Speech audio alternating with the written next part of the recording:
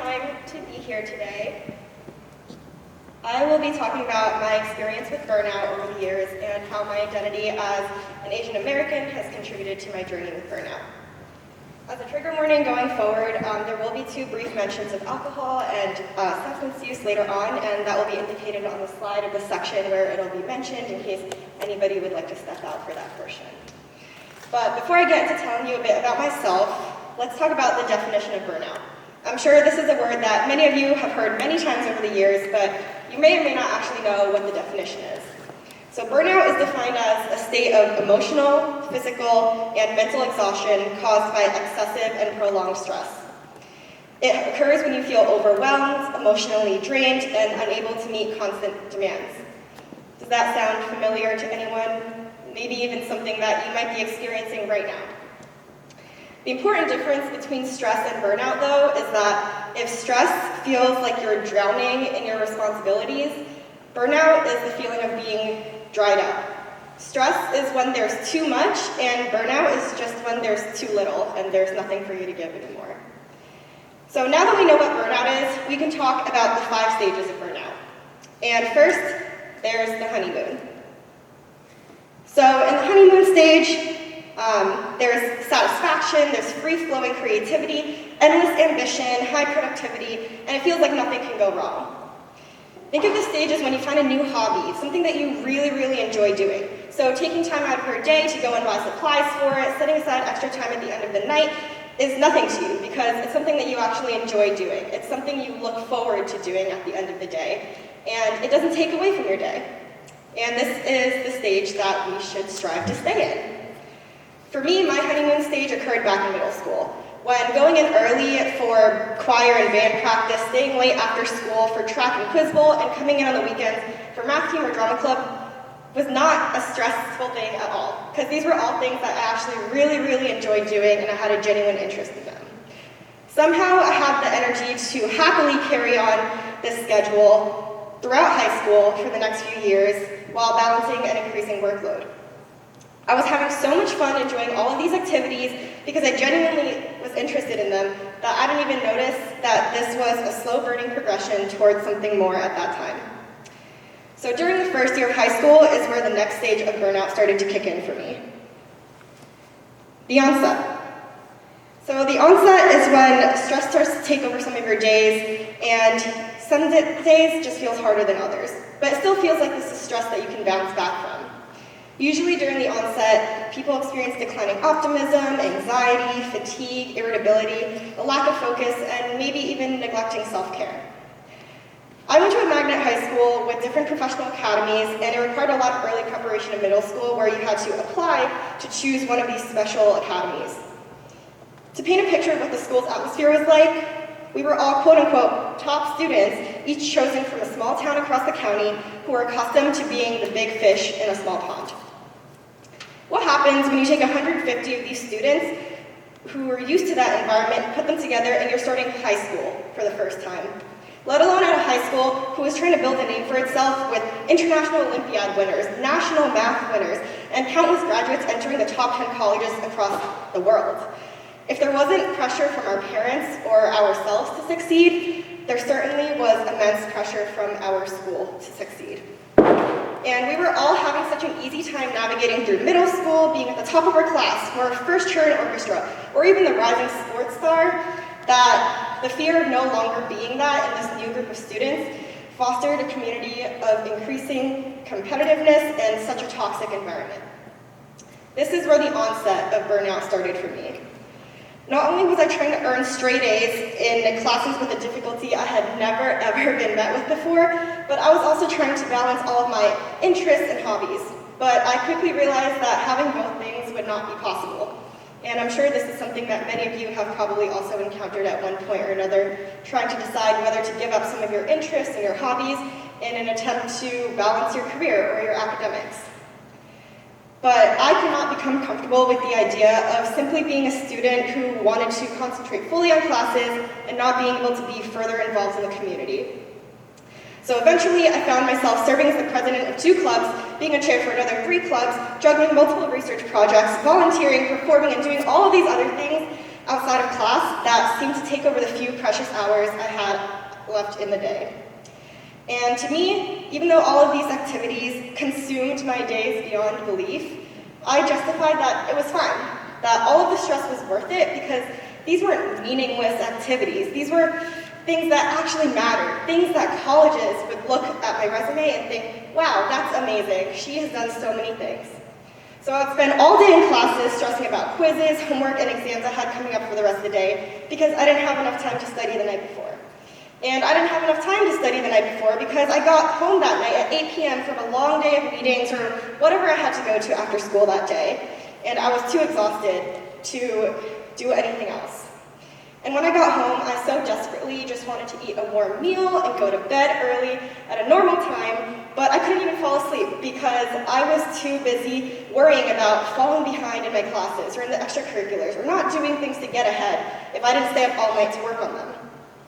Or I'd be rushing home from school to make my EMT shift for the night, and as physically draining as that might sound after a long, stressful day at school, that was actually something that I found relief in at times because experiencing being with patients all night and going on calls on the ambulance all night actually served as a distraction for my brain to stop worrying about everything else for once.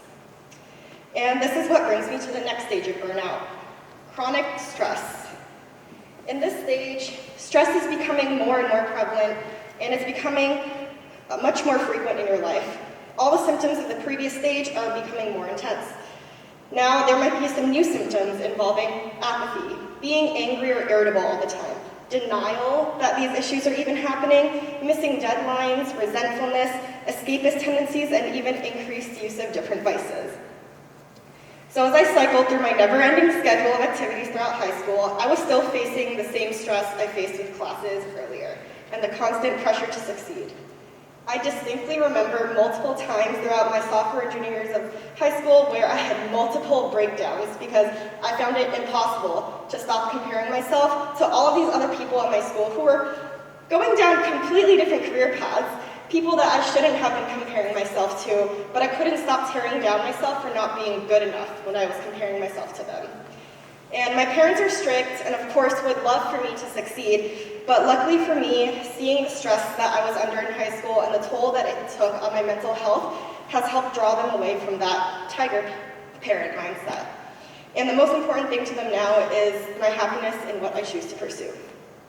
But unfortunately, many Asian Americans, including myself, still feel the pressure to not only succeed, to prove our capabilities, but also to produce in order to demonstrate our worthiness and belonging in our society today.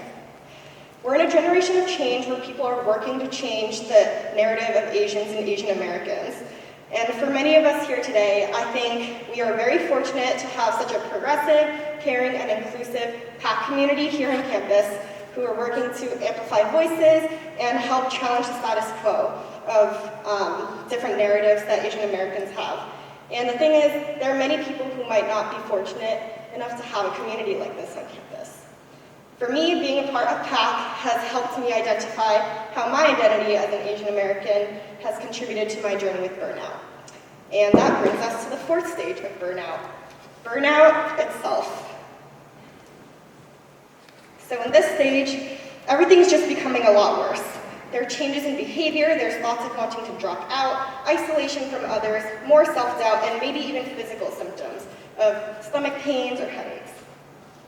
I thought that transitioning from high school to college would erase and reset everything that I was feeling leading up to it, but I was wrong. The same ambition that had driven me to fill every single second of my calendar in high school has driven me to do the same thing now in college. Only the stress that I'm feeling now from it seems 100 times worse. I thought that coming into college, I had learned. I thought I would never allow myself to reach that stage that I was in high school ever again. That it wouldn't even be possible to allow myself to reach that stage because if I was selective about the things that I dedicated my time to here, it wouldn't be possible to get there. Because if I only devoted energy to meaningful things here in college, that wouldn't happen to me. And so that's the mindset that I started college with.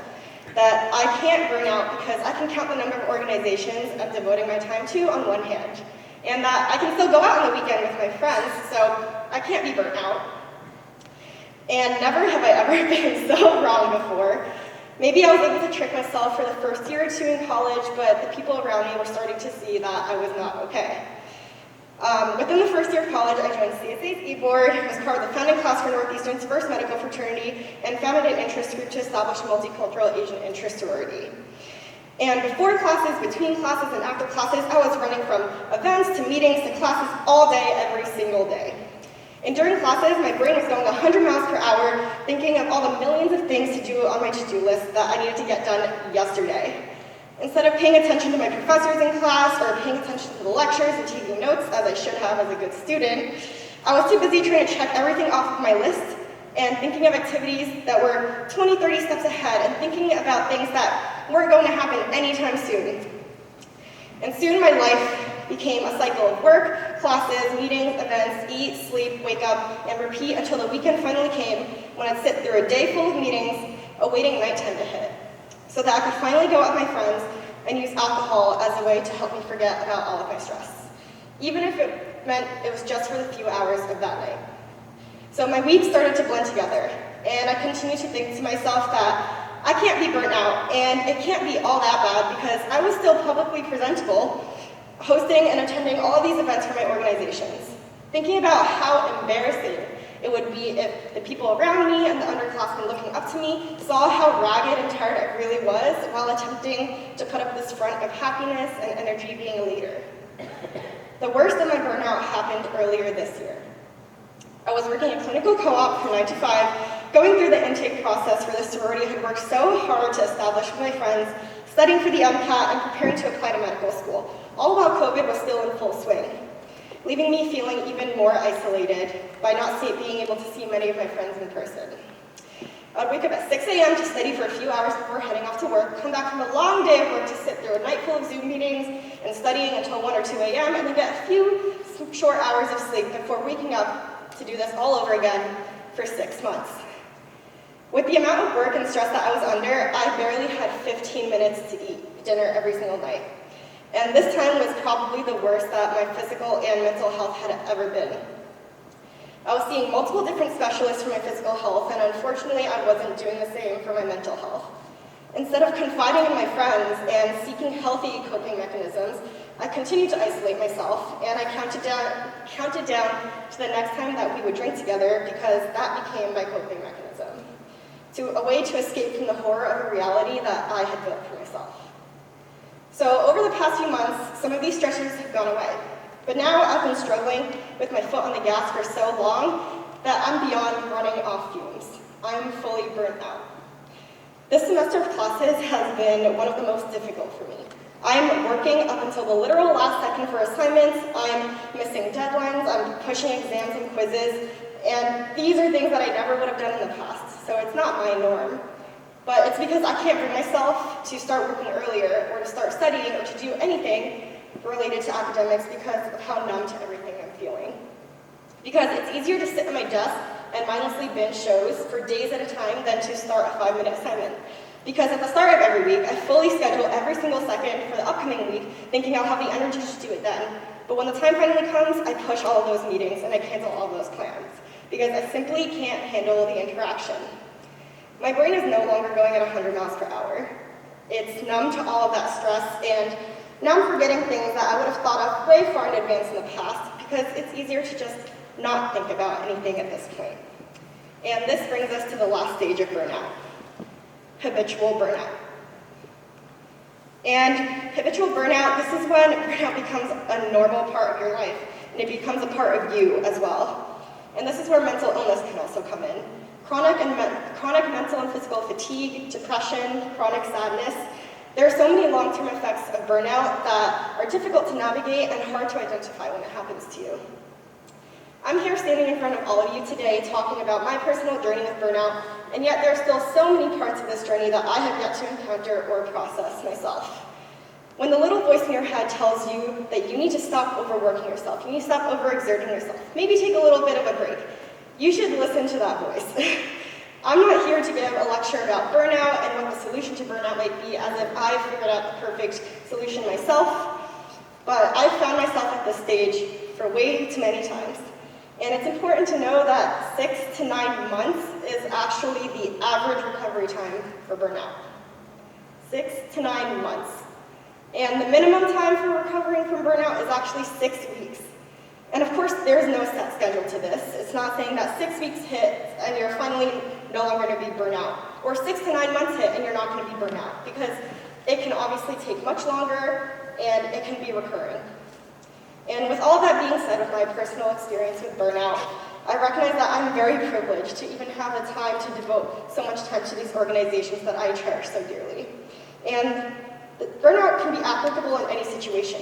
It can be with work, classes, friends, family. It can be with anything in your life. And it doesn't have to only be when you're juggling 20 million different things at once. Burnout can still occur when you're only juggling 1 or 2 things. Because at the end of the day, it's just you being so stressed out, and eventually it reaches a stage where you're not taking time to process it or to give yourself a chance to take a break. And at the end of the day, it requires finding a balance between everything and giving yourself the time to recover. So I'd like to end my talk with a few self-love reminders for everyone that even I need to listen to. It's to give energy where you need to give energy, rest where you need to rest. You are worthy of love, you are worthy of support, and even here, your health matters. Thank you for listening to my talk.